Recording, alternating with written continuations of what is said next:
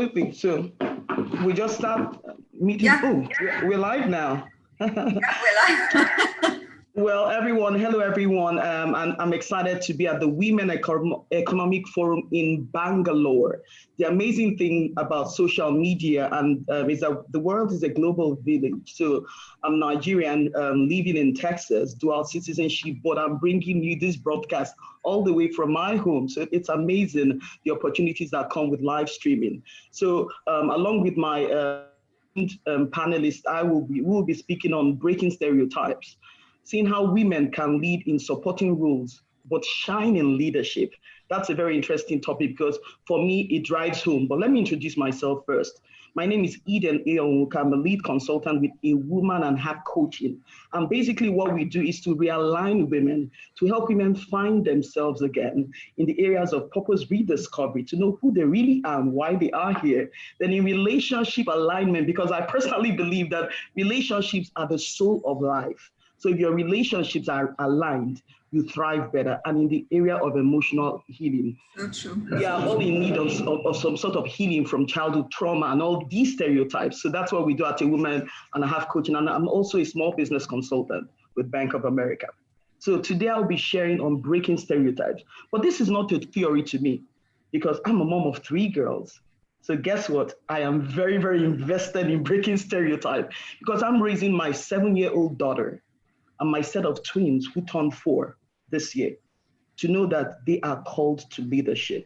But first of all, I love definitions. There's something about definitions that kind of take us back to the beginning. In looking at the word stereotype is from two root words. It's from the Latin word stereos and typos.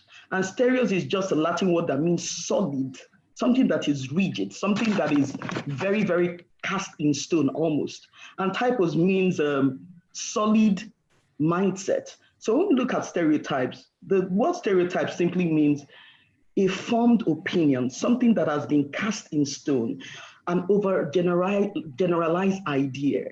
And stereotype doesn't always have to be a negative word. Sometimes stereotypes are positive, they are not necessarily all negative. So, but the problem with stereotypes is the overgeneralization sometimes of a concept, a misconception, or even a lie. So when you stretch it and stretch it and stretch it, and you just put together a group of people, then we have what Chimamanda Adichie, one of the prolific writers in Nigeria, calls the danger of a single story. In her TED Talk, The Danger of a Single Story, she noted these very, very impressive thoughts. She said the problem with a single story is not that it is incorrect, is that it is incomplete. So stereotype doesn't mean that it's largely incorrect. It simply means that it is incomplete. So today, what I wanted to share from my heart is a letter I wrote to my daughters, an article I shared last year on teach your daughters, because I believe we cannot correct stereotypes at a larger level. These panels are good. These conversations are necessary because stereotypes feed prejudices and prejudices form discrimination. So stereotypes are not as harmless as we think because even though on its own they are not bad, but stereotypes feed prejudices and prejudices can translate into discrimination. So we see how dangerous they can be. So I wrote a letter to my girls and I wrote a letter to every mom or father who has a daughter because we cannot correct stereotypical mindset about women in leadership at the high level. We have to begin from the little conversations we have with our girls. From saying to our girls, oh my goodness, are you not acting right? Don't you know you're going to get married? From conditioning our girls in our conversations to think, oh my God, you're a Cinderella and you'll be swept off your feet at midnight by the prince. Those isolated, harmless conversations, we talk to our girls that conditions them and we begin to train our boys differently and train our girls differently. So I believe that the question and conversation on stereotype begins with what I call teach your daughters. Teach your daughters. Fathers, teach your daughters. Mothers, teach your daughters. And I'm going to read it because, like I said, I'm invested in this. So I wrote this last year. I said, teach your daughters that boldness is not brashness. They need not feel guilty for being pioneers. Teach your daughters they can be vivacious and virtuous at the same time. They never have to shrink back to fit into a lopsided mold. Teach your daughters that beauty and brains are not mutually exclusive. They can have both. She can be a dainty debutante and an ingenious inventor at the same time. Teach your daughters that they had a purpose long before they had a partner. Let her live abundantly and love genuinely. Teach your daughters that survival skills are human skills. They must never apologize for learning to defend themselves. Teach your daughters that she is a complete princess. Apologies to Cinderella. She is a complete princess with 2 glass slippers. And she can find her spare slippers in her God-given dreams. She does not need a prince to rescue her before midnight. Teach your daughters that good girls don't attract bad guys. No, that's a false narrative. Good girls do not attract bad guys. Remaining in abuse is not a proof of loyalty. And silence isn't golden when they should cry out for help. Teach your daughter that she's a warrior armed with strength, with an inner resilience, and she can bounce back from any fall. Teach your daughters about purity and power, about justice and mercy, about shame but forgiveness. Teach your daughters about love and betrayal, about despair and hope, so she can be a balanced, polished pillar. Teach your daughter that they are beautiful in their uniqueness, regardless of their color and the magic of their hair. And that with the changing trends, there is no one standard of beauty. Above all, teach your daughter that God loves them. They are divine, they are goddesses. Teach your daughter that the world cannot wait for them to rise and take their place in leadership. Teach your daughters that they are limitless. That's what I say. So from Malala to Simone Biles and every woman who dared to break a stereotype is because someone taught them that they can be a princess and a warrior, an accomplished professional, and they can be everything they dreamed to be. So the beginning of stereotypes, I strongly believe, is when we begin to teach our daughters and change the narrative one family at a time, one community at a time, one country at a time, and one continent at a time. Thank you. Thank you, Eden. A very good afternoon to everyone joined here in this session. I would like to begin by thanking the World Economic Forum, All Ladies League, for inviting me to be a part of this digital summit. I'm Advocate Chandni Kapadia, practicing in the High Court, Supreme Court of India, and I'm also the CEO of GLS University. It's lovely to be here and meeting all of you, such wonderful women. Of course, I'm here to talk about, like Eden, about breaking the stereotypes in women in shining and supporting roles. And like she said, you need to teach your daughters to be independent, to, not tell her that a guy is going to come in, in a knight in a shining armor, and teach her to be self-reliant and and basically independent. I think that is the need of the hour.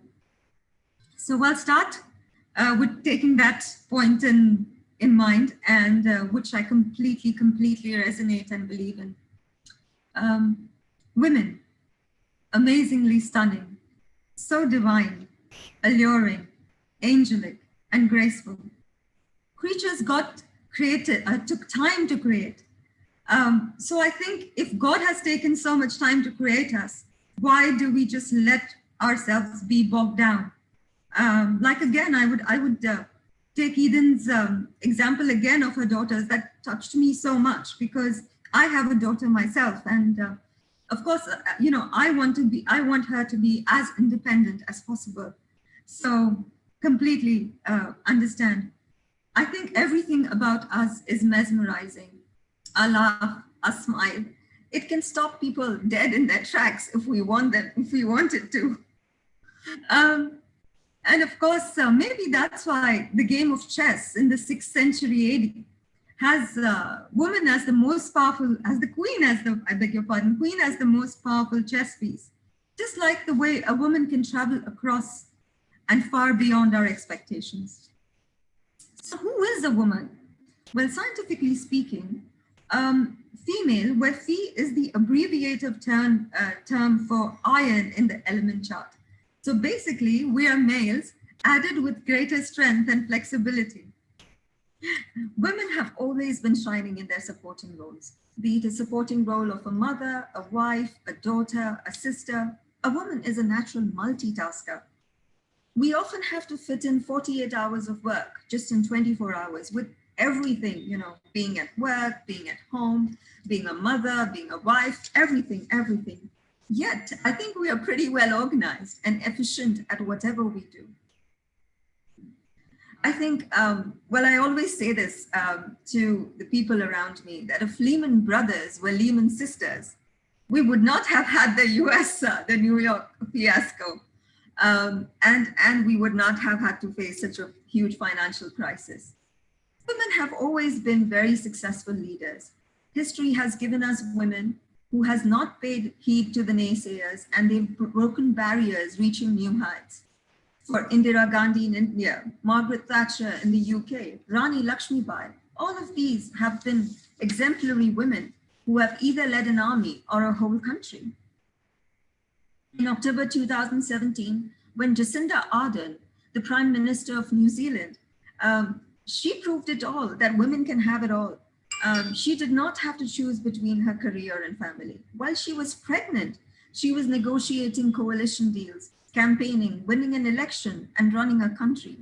And of course, now she's being hailed for her impeccable handling of the COVID-19 outbreak. I think she has made New Zealand the first country in the world to eradicate the disease fully.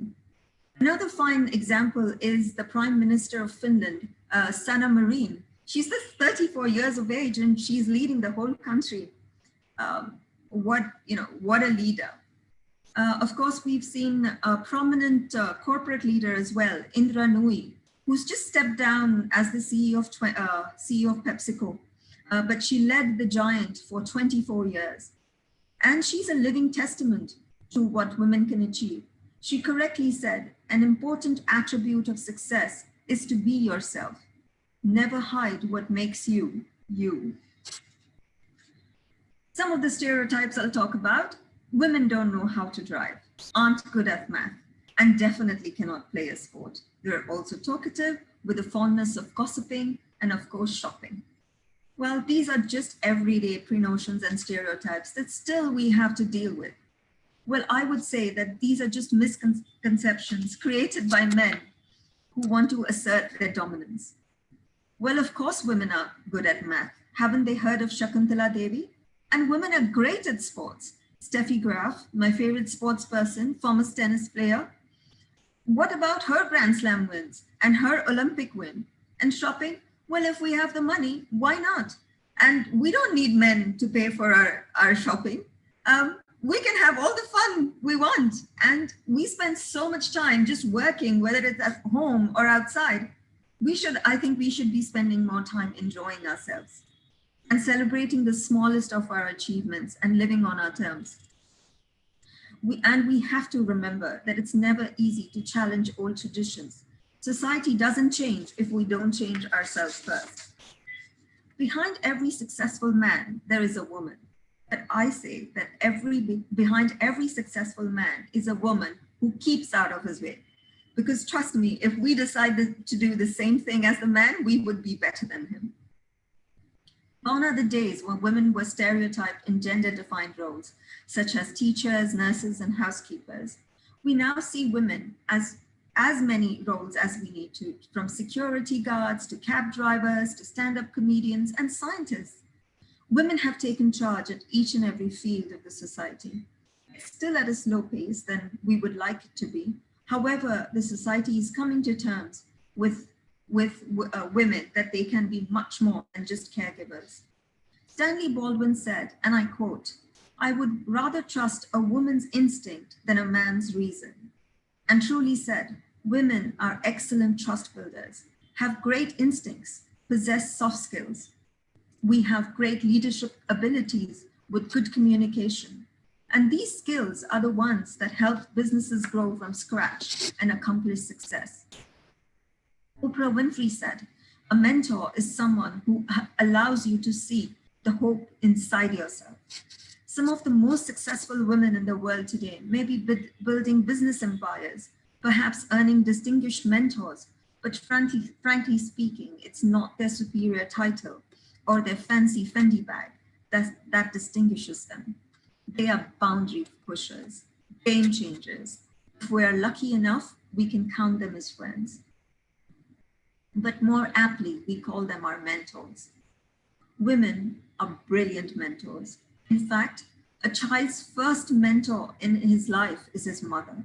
So women have mentorship instincts in them naturally. Women have high emotional intelligence, and that's why we are great supporters to our subordinates and employees. Women mentors help especially women learn, encourage them to being more open and relate to their journey more than male mentors can. This gives them chance to, in turn, develop themselves more as teachers and practice her problem-solving abilities, etc. It is particularly beneficial when a woman leader mentors multiple women. It creates a domino effect that encourages those women to eventually mentor other women. Did you know that Michelle Obama was designated as Barack Obama's mentor at the law firm where they both worked while he was a summer associate? Not many people acknowledge this, or perhaps they don't know about it. Barack Obama often credits Michelle Obama as being the support and success behind his great achievements. Even Oprah Winfrey was mentored by Maya Angelou. This proves that even the greatest of men and women would need advice from women. Life is not fair. Get used to it. This is the first rule from famous Bill Gates' 11 rule book, which you will never learn at school. While this resonates with everyone, I think it resonates more with women than men. Again, the stereotype, women are too emotional, you can't have it all, women leaders are bossy, we don't hire women for this, are some of the common statements many women still hear at some stage in their life. As much as we try to oversee it and defend the progress of women, we still hear them. While women and men enter the workforce in roughly equal numbers, women frequently fall behind in promotions from the very first step on the management ladder. Whenever women are working with men on male gender type tasks, men are more likely to be credited for joint successes, and women are more likely to be blamed for joint failures. These negative performances, expectations can only be overturned when the woman's contribution is unquestionable or her task competence is very high. When women counter and break expectations about how they should behave, they pay the cost. Dominant women are perceived as less likable and less horrible than men. Let's be honest, stereotypes won't disappear unless people understand they are harmful. Women in male-dominated environments can help raise awareness, and role models play an extremely crucial role in promoting gender equality. One such example is Kiran Mazumdar-Shaw's Path to Success, which wasn't an easy one. Voted twice by Forbes as one of the most powerful women in the world, this chairman and managing director of Biocon Limited has had to face numerous challenges, but she never lost hope or gave up. Through her journey, she has inspired several women to enter the biotech world in India. When she entered malting and brewing in India, an unconventional field for a woman during those times, she was told that she could not be hired as a master brewer because it's simply a man's job. Today, the world recognizes her as one of the most leading women ranked among the billionaires of the world. God, I'm so proud of her. If she had listened to the naysayers, I don't think she would have been here today. I think when women start to think for themselves, there is nothing or no man can stop her. There were times when people thought boxing and weightlifting were a man's forte, until they heard of Mary Com's success and Geeta Phogat's achievements. A teenage girl like Greta Thunberg became a voice for environment activism and the voice of climate change by leading the largest climate demonstration in human history. Had they paid heed to what society said, they would have never attained such success. Like Coco Chanel said, the most courageous act is to still think for yourself aloud. Creating an inclusive environment where everyone wants to continue working is more about just policies and hiring practices. I believe that as women, in order to shine in all our roles, whether professional or personal, we have to support each other. These are women who harbor profound capabilities and promise. As Hillary Clinton said, women are the largest untapped reservoir the world has.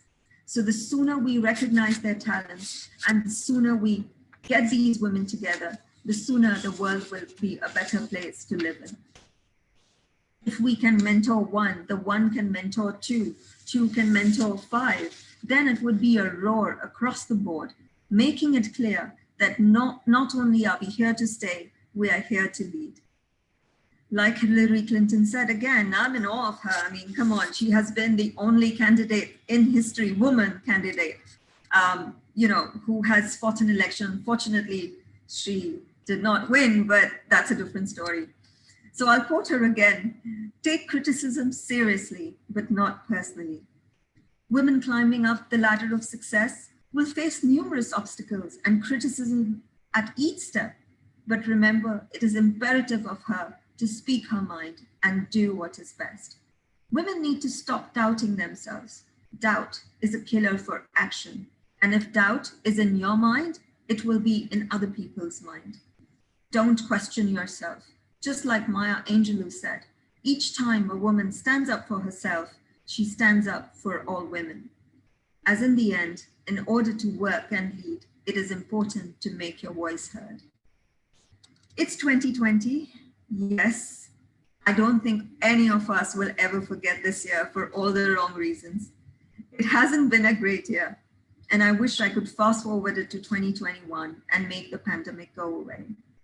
But in this coming new decade, we need to create more opportunities for women to lead the workforce. In this era of feminism, it is important to realize the unfairness that is still prevailing, and we need to collectively work towards bridging this gap. We cannot remain rooted in the past. We must hit the accelerator to build an equal and inclusive future. Our economic growth, workforce participation, and future generations depend on it. Women are taking charge of organizations and nations everywhere.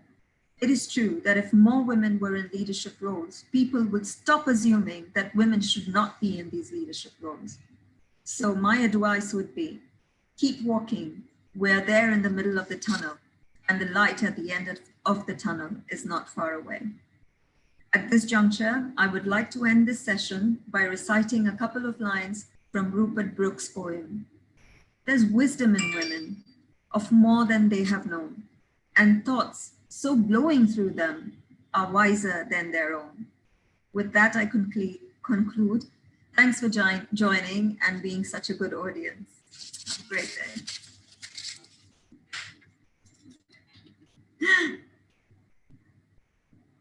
And that was fantastic. Thank you. Thank you. That was wonderful. I loved all your examples, especially the example of the COVID situation that has been fairly managed better by women in leadership. So come on. I mean, yeah, absolutely. I mean, what more do we have to say? I think, like, seriously, we don't have to say anything. Yeah, I mean, the results speak for themselves, and that was beautiful. Thank you. That was absolutely. Well, it was a pleasure meeting you. Pleasure meeting you, Eden. Hopefully in some other, when we are post-COVID, and we all meet in India, I will be sure to look out for you. Please do. Please get in touch, and I would be happy to host you. Absolutely. Well. All right. Take care. Thank you. Namaste. Take care. Have a good day.